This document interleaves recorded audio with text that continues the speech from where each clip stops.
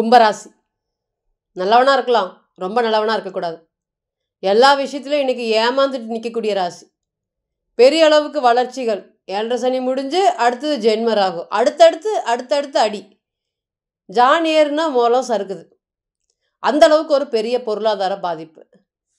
மனசு சரி இருந்தால் தானே எதுவும் பண்ண முடியும். என் மனசே என்கிட்ட இல்லைங்க.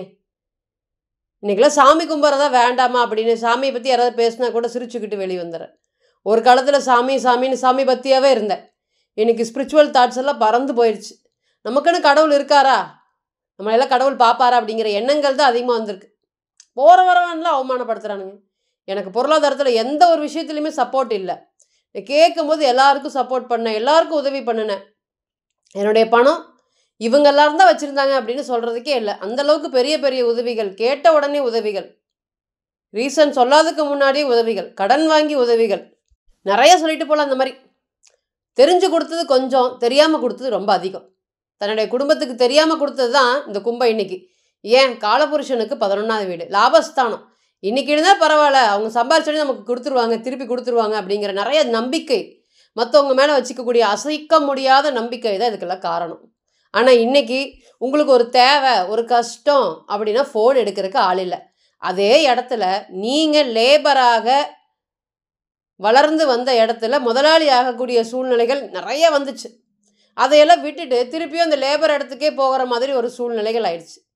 யார்கிட்ட வந்து சம்பளம் கொடுத்துட்டு இருந்தீங்களோ இன்றைக்கி அந்த சம்பளத்துக்கே நீங்கள் வேலை செய்கிற மாதிரி அந்த இடத்துக்கு போய் வேலை செய்கிற மாதிரி ஒரு சூழ்நிலைகள். இன்றைக்கெல்லாம் அழுதுட்டு தான் ஒரு பணத்தையும் வாங்கி ஜோப்பில் வைக்க போகிறீங்க. இந்த பணத்தெல்லாம் பார்த்திங்கன்னா எவ்வளோ கஷ்டப்பட வேண்டியதாக இருக்குது. அப்படிங்கிற பணம் சார்ந்த மனம் சார்ந்த பிரச்சனைகளை அதிகமாக சந்திச்சுட்டு இருக்கக்கூடிய கும்பராசி மற்றும் கும்பலாட்டம். எதுக்கு எடுத்தாலும் தடை. யார் ஒரு விஷயம் வந்து இன்றைக்கி பண்ணலாம், இந்த புது பிஸ்னஸ் ஸ்டார்ட் பண்ணுறதுக்கு பேசலான் இருக்கேன், இன்றைக்கி பேசலாமா, அவங்ககிட்ட நாளைக்கு பேசலாம் அப்படின்னா அவங்க வலுக்கட்டாயமாக வந்து இந்த தொழிலில் வந்து பெரிய வளர்ச்சிகள் இல்லை, நாங்களே க்ளோஸ் பண்ணுறதா இருக்கோம் அப்படின்னு ஏதாவது ஒரு சொல்லி நெகட்டிவ் சொல்லிட்டு போயிடுறாங்க. எல்லா விதத்துலேயுமே நெகட்டிவ் தான். ஒரு விஷயம் ஆரம்பிக்கும் போதே ஒருத்தர்கிட்ட உதவி கேட்கலான்னு போகும்போதே அவங்க அதுக்கு முந்தின நாளே வந்து பார்த்திங்கன்னா உங்ககிட்ட இல்லைங்க இது அளவுக்கா ஓடுறது இல்லைங்க, நாங்களே க்ளோஸ் பண்ணிடலான்னு தான் இருக்கோம் அப்படிங்கிற மாதிரி ஒரு ஸ்டெப்பு எடுத்து வைக்கும் போதே அது ஆஃப் ஆயிடுது. அடுத்த ஸ்டேஜுக்கே போக மாட்டேங்குது என்னுடைய விஷயங்கள் எதுவுமே. பண ரீதியான பிரச்சனைகள், கடுமையாக முயற்சி பண்ணுறீங்க. இன்றைக்கெல்லாம் முயற்சி ஸ்தானாதிபதி தன்னுடைய வீட்டை பார்க்குறாரு.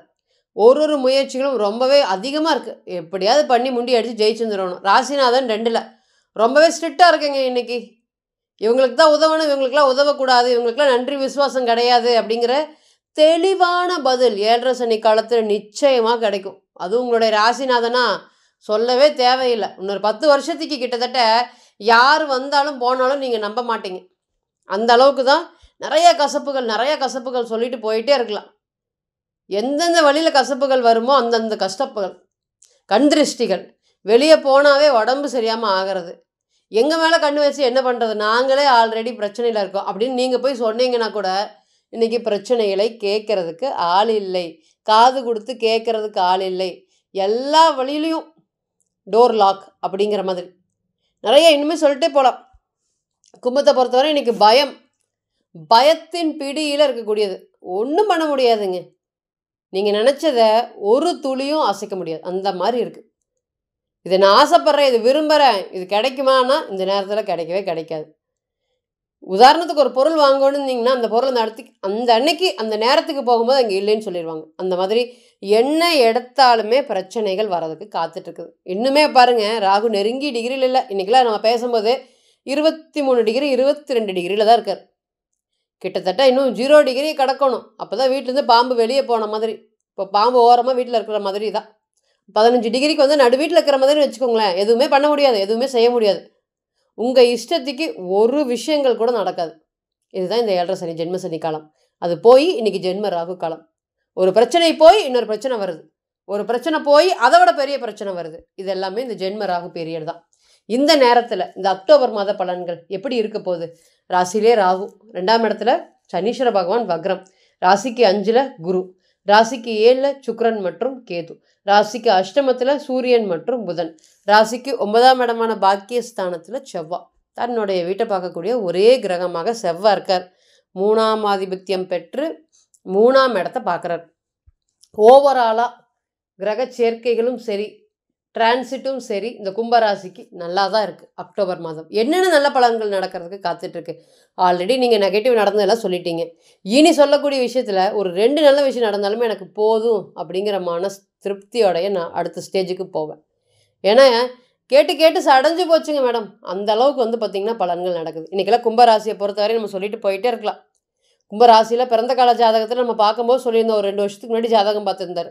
அவர்கிட்ட சொல்லியிருந்தோம், பிஸ்னஸில் பிரச்சனை வர்றதுக்கு காத்துட்ருக்குங்க, கவனமாக இருங்க, பணம் போடாதீங்க பணம் போடாதீங்கன்னு சொன்னோம்.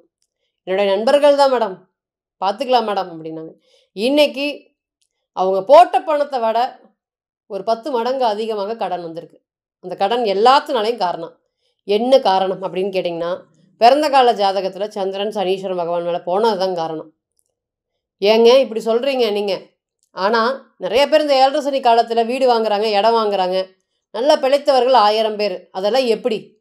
அங்கே கூட சுக்கிரன்கிற கிரகம் இருக்கும், கூட குருங்கிற கிரகம் இருக்கும். பாவகத்தை பொறுத்த வரையும் பார்த்திங்கன்னா, இது விருச்சிக லக்னமாக இருந்துட்டாங்கன்னு வச்சுக்கோங்களேன், நாளில் சனி பகவானோட சந்திரனோடு சேர்ந்து சுக்கிரன் இருக்கும், திக்பலத்தில் இருக்கும். அப்போ அவன் நிச்சயமாக வீடு வாங்குவான். ஏன் நாங்கள் வாங்க முடியல? உங்களுக்கு அது ராகுவோடு இருந்திருக்கும், கேதுவோடு இருந்திருக்கும். அந்த மாதிரி விதியை மாற்றக்கூடிய வலிமை பிறந்த கால ஜாதகத்திற்கு உண்டு. இப்போ இந்த கோச்சாரம் அப்படிங்கிறது ஒரு 20 to 30% தான். அப்போது இந்த கும்பராசியை பொறுத்தவரை இனிமேல் குரோத்தே ஆகவே ஆகாதா? நிச்சயமாக ஆக காத்துட்ருக்கு. எந்த ரிலேட்டடில், எது சமயத்தில்? தொழில் சார்ந்த விஷயத்தில். தொழிலில் நான் ஆல்ரெடி பெரிய அளவுக்கு வளர்ச்சிகள் பண்ணிகிட்ருக்கேன், தொழிலுக்கு நிறைய எஃபர்ட்ஸ் போட்டுட்ருக்கேன், கடுமையாக உழைக்கிறேன். பாருங்கள், அடுத்தது சனீஸ்வர பகவான் 3ல் போய் நீசம் அடைய போகிறார். சனியோட கோச்சாரம் பாருங்கள், இந்த கும்ப லக்னத்துக்கு 3க்கு போக போகிறார், நீசம் அடைய போகிறார். அப்படியே தலையை பிச்சுக்கிற அளவுக்கு டெய்லி தொழிலை நினச்சி கவலைப்படுறார். இனி இதெல்லாமே மாறப்போகுது. இன்றைக்கெல்லாம் நிலைமைகள் ஒன்னொரு விஷயம் எப்படி யோசிக்கிறீங்க? நம்ம 10 பேருக்கு சம்பளம் கொடுத்துட்டு இருந்தோம், நம்மக்கிட்ட 10 பேர் வேலை செஞ்சுட்டு இருந்தாங்க. இன்றைக்கி நம்ம ஒருத்தர்கிட்ட வேலை செய்கிற மாதிரி ஒரு சூழ்நிலைகள் வந்துருச்சு. தொழிலில் நிச்சயமாக மாற்றம் வர காத்துட்ருக்கு, பயப்படாதீங்க. என்னதான் உங்களுக்கு ராகு பயம்புறுத்தினாலுமே உங்களுடைய ராசிநாதன் 2ஆம் இடமான வாக்குஸ்தானத்தில், குடும்பஸ்தானத்தில், பணம் பொருளாதார ஸ்தானத்தில் இருக்கார், வக்ரம் பெற்றிருக்கிறார், தருவனான் போராடிட்டு இருக்கார். வக்ர நிவர்த்தி அடைஞ்சோன்னுமே நிச்சயமாக பணம் சார்ந்த பிரச்சனைகள், மனம் சார்ந்த பிரச்சனைகள் கடுமையாக குறைக்கப்படும்.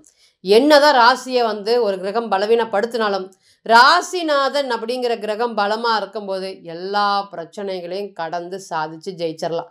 இன்றைக்கி இவ்வளோ சூழ்நிலையிலையுமே எங்களை பார்த்து 4 பேர் கண்ணு படுற மாதிரி இருக்குதுங்க. ஏன்? குரு ராசியை பார்க்குறாரு. கெட்டதுலேயும் ஒரு நல்லது குரு ராசியை பார்த்தது. அதனால் பரவாயில்லைங்க, எனக்கு உயிர் இருக்குது, பரவாயில்ல, இன்றைக்கி கஷ்டம், நாளைக்கு நான் பிழைச்சிக்கலாங்கிற ஹோப் இருக்குது எனக்கு. இது எல்லாத்துக்குமே இந்த குருவுடைய பார்வை தான். பிறந்த கால ஜாதகத்தில் குரு இந்த நேரத்தில் பார்க்கும்போது யோசிச்சு பாருங்கள், அவங்க 7.5 சனியோட தாக்கம் சுத்தமாக இல்லாத மாதிரி இருப்பாங்க, கம்ப்ளீட்டாக இல்லை எனக்கு அப்படிங்கிற மாதிரி இருப்பாங்க. பிறந்த கால ஜாதகத்தில் இருந்து கோச்சார ஜாதகத்தில் இருந்துச்சுன்னா நிச்சயமாக அவங்க மகாராஜா போல் வாழ்வார். என்னதான் சொன்னாலுமே கும்பராசி அந்த மாதிரி அமைப்பு இருக்கும்போது நிச்சயமாக இன்றைக்கி அவங்க அப்படி தான் இருப்பாங்க. எனக்கெல்லாம் ஒன்றும் ஸ்ட்ரெஸ் இல்லையே, கொஞ்சம் வேலைப்பளவு தான் அதிகம் அப்படிங்கிற மாதிரி சொல்லுவாங்க. ஆனால் யாருக்கு அதிக பாதிப்பு? பிறந்த கால ஜாதகத்தில் அங்கே ராகு இருக்கார் பார்த்தீங்களா, சந்திரனோட ராகு சேர்ந்தவங்க, சந்திரன் மாந்தி சேர்ந்தவங்க, சந்திரனோட செவ்வாய் சேர்ந்தவங்க, அவங்க எல்லாருமே இந்த நேரம் அப்படியே பயத்தில் நடுங்கி போயிருப்பாங்க. என்னடா தூங்கி இருந்துச்சா பிரச்சனைகள் வருது, ஒரு விஷயம் நடக்க போதுன்னு தெரிஞ்சுது, அதை தடுக்கிறதுக்கு எவ்வளோ முயற்சி பண்ணாலும் திருப்பி திருப்பி நடக்குது. இதுதான் இன்றைக்கி கும்பத்தை பொறுத்தவரையும். இனி தொழில் சார்ந்த விஷயத்தில் இருக்கக்கூடிய பிரச்சனைகள் விலக போகுது, சேமிப்புகள் சொத்தாக மாறக்கூடிய காலம் வரப்போகுது. சுக்கிரன் கேது திருமண வாழ்க்கையில் இருக்கக்கூடிய பிரச்சனைகள் எல்லாமே விலக போகுது. 1000 பிரச்சனைகள் இருக்கும். களத்திரஸ்தானத்தில் வந்து நம்ம ராகு கேது பிறந்த கால ஜாதகத்தில் தொடர்பு பெற்றவங்களும் தைரியமாக சொல்லலாம், இந்த நேரத்தில் நீங்கள் கல்யாணத்துக்கு முயற்சி பண்ணுங்கள், எஃபர்ட்ஸ் போடுங்க, நிச்சயமாக கல்யாணத்துக்கு சப்போர்ட் பண்ணும். 1000 பிரச்சனைகள் இருந்தாலும் கல்யாணத்துக்கு சப்போர்ட் பண்ணும். நிறைய வரன் வருதுங்க, எங்களுக்கு தான் பிடிக்கிறது இல்லை, நல்ல ஒரு தரமான வரனுக்காக வெயிட் பண்ணிகிட்ருக்குறோம். எஸ், இது நல்ல ஒரு காலமாக இருக்கும். திருஷ்டி, கண் திருஷ்டிகள் கும்பத்தை பொறுத்தவரை ஏராளமாக இருக்குது. அதுக்குண்டான நிச்சயமாக நீங்கள் சனீஸ்வர பகவான் வழிபாடு பண்ணும்போது அதுவே போதும். கண் திருஷ்டி பரிகாரமாக நீங்கள் என்ன பண்ணினாலுமே விநாயகர் வழிபாடு, 2வது சனீஸ்வர பகவான் வழிபாடு, இது 2 மட்டும் நீங்கள் ஸ்ட்ராங்காக ஃபாலோ பண்ணிட்டு இருந்தீங்கன்னா இந்த கும்பராசம் கஷ்டத்துலேருந்து மீண்டு நிச்சயமாக வெளி வந்துடுவீங்க. வாழ்க்கையில் அடுத்தடுத்து நிறைய முயற்சிகள், கடினமான முயற்சிகள் போடுறதுக்கு காத்துட்ருக்கீங்க. அதனால தான் சனீஸ்வர பகவான் வக்ரகதி நோக்கி இந்த நவம்பர் மாதத்துக்கு மேலே வக்ர நிவர்த்தி அடையும் போது இந்த போட்ட எஃபர்ட்ஸ்க்கு உண்டான பலன் எல்லாமே நிச்சயமாக கிடைக்க போகுது. அதில் எந்த ஒரு மாற்றமும் இல்லை. இப்போ நீங்கள் கேட்டு செஞ்சுட்டு இருந்த அனைத்துமே இந்த அக்டோபர் மாதம் இருக்கக்கூடிய கிரக அடைவுகள் தான். இப்போ பிறந்த கால ஜாதகத்தை எடுத்து வச்சு நீங்கள் இதை மேட்ச் பண்ணக்கூடாது. பிறந்த கால ஜாதகம் மட்டுமே 100% பிரதிபலிக்கும். கோச்சாரம் அப்படிங்கிறது 20 to 30%.